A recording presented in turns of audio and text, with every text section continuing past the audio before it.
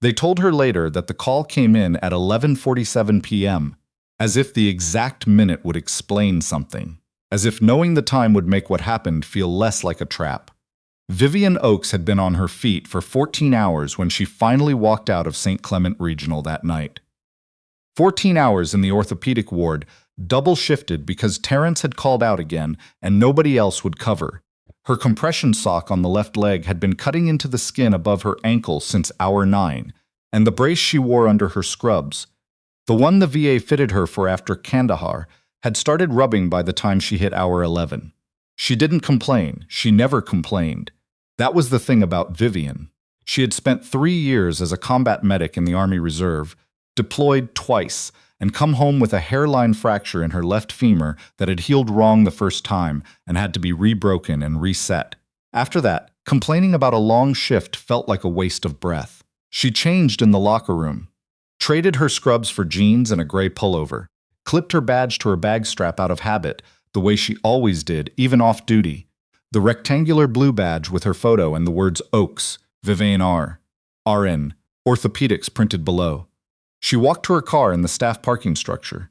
She drove south on Harmon Boulevard toward her apartment the way she always did. She never made it home. She was stopped at the light on Harmon and Devereaux when she first noticed the cruiser behind her. It pulled closer than it needed to. Her eyes went to the rearview mirror. The light turned green. She drove, normal speed, signal on, hands at 10 and 2. She had learned to drive like this after her first year back stateside, the way some veterans learned.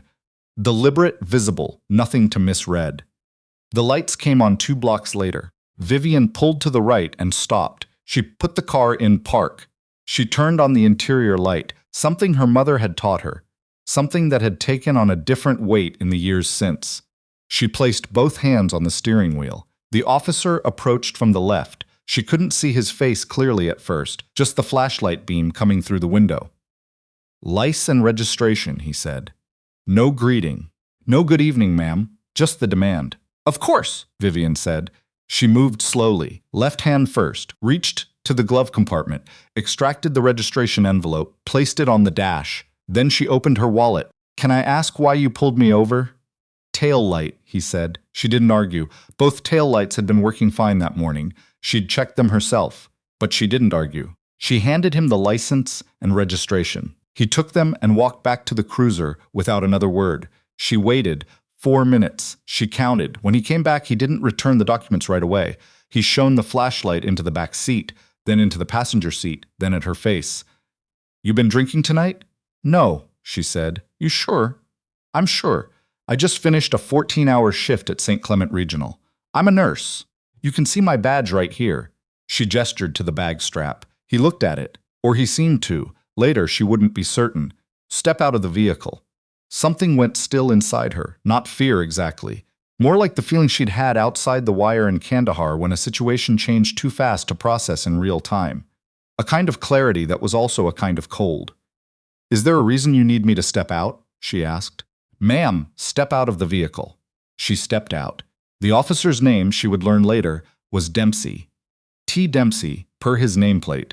He was taller than her by nearly a foot, broad through the shoulders, and he stood too close from the moment she exited the car. She could feel the proximity of him. She kept her hands visible and her voice level. "Officer Dempsey," she said, reading the nameplate deliberately, because she had learned that naming them sometimes helped. "I want to cooperate fully. I'm asking you to explain what's happening so I can do that." "You're swaying," he said. She wasn't swaying. She was favoring her left leg the way she always did at the end of a long shift when the brace started to fail and the old fracture made itself known. She had walked like this since the reset. She would probably walk like this for the rest of her life. "I have a service-related injury," she said. "Left femur. I have documentation in my bag. I'm going to need you to walk a straight line." She looked at him. "Officer, I have a documented mobility impairment from my time in the Army Reserve.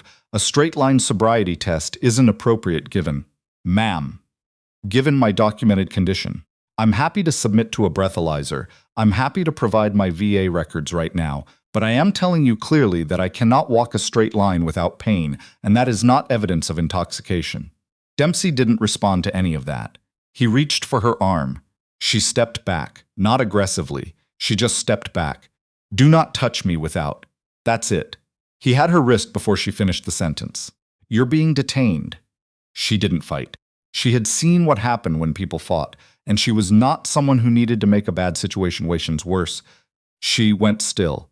She let him put her wrists behind her back. She heard the click of the cuffs and thought, with the strange calm that sometimes came over her in situations like this, remember everything. The time, the temperature, the name on the badge, the exact words he used. She was placed in the back of the cruiser. Her car was left on the shoulder of Harmon Boulevard with the hazards on. Her bag, with her phone inside, was in the front seat. She asked if she could get her phone. Dempsey didn't answer. He drove her to the Crestfield District Precinct and brought her in through the side entrance. The booking officer, a tired-looking man named Winslow, took her information without meeting her eyes. She told him about the leg. He wrote something down. She told him she hadn't been drinking. He wrote something else down. She was placed in a holding area. Not a cell exactly. A room with benches and a security camera mounted in the corner. There was a woman in the far corner, sleeping under a Mylar emergency blanket. There was a young man across from her staring at the floor. Vivian sat down carefully, favoring the left side the way she'd learned to. She counted ceiling tiles. She did breathing exercises she'd learned in the reserves, the kind meant to keep your nervous system from deciding everything was a threat. She thought about her patients. There was a 70-year-old man named Mr. Caselli in room 4B who'd had his hip replaced that morning. She had checked his wound drainage twice during the shift. She thought about him waking up in the night and pressing the call button, and whoever picked it up not knowing what she knew about his chart. She thought about the tail light that had been working fine. An hour and 20 minutes after she was brought in, she heard footsteps in the corridor. Different footsteps from the ones she'd been hearing, quicker, more purposeful. The door opened. The officer who walked in wasn't Dempsey. He was older, mid-50s maybe, with close-cut gray at his temples and the kind of face that looked like it had made a lot of difficult decisions. His uniform was the same, but something about his bearing was different. He looked at her steadily. "Ms. Oakes?" he said. "Yes, I'm Sergeant Calloway." She registered the name before remembering she had to separate it from her earlier thought. "No, different person. Focus." "Sergeant Breck," he said. "Aaron Breck. I'm the watch commander tonight. I was just briefed on your situation." He paused. "I'd like to hear your version," she told him, all of it, in order, the way she'd been holding it in her head since the moment the lights came on. She told him about the shift, the leg, the badge, the breathalyzer she'd asked for and hadn't been offered, the documentation she'd tried to provide. She told him about the sobriety test and her medical condition. She told him exactly what she had said and exactly what Dempsey had said. Breck listened without interrupting. He had a notepad. He wrote things down, but his eyes stayed on her most of the time, not in an interrogating way. More like he was making sure he was actually hearing her. When she finished, he was quiet for a moment. "Mrs. Oakes," he said, "can you tell me the name of your supervising physician at St. Clement and your VA case manager?" She gave him both. He left the room. She waited again, but this time it felt different. The ceiling tiles were the same. The camera was the same. But something had shifted. 35 minutes later, Breck came back. With him was a woman in civilian clothes, a blazer over a dark shirt, reading glasses pushed up on her forehead. She introduced herself as Hendricks, from the department's internal review unit. She sat across from Vivian and placed a digital recorder on the bench between them. "We've confirmed your employment at St. Clement Regional," Hendricks said. "We've also confirmed your VA file and the mobility impairment notation," she paused. "I want to be clear with you about what's happened here." Officer Dempsey activated his body camera approximately 40 seconds after the initial stop. The Dashcam was running from the start. Vivian waited. "There's a gap in the body cam footage that we're going to need to examine further," Hendricks said, "but the Dashcam captured the full stop, including your verbal identification as a medical professional and your reference to your injury." Vivian said nothing. She had learned to wait in rooms like this.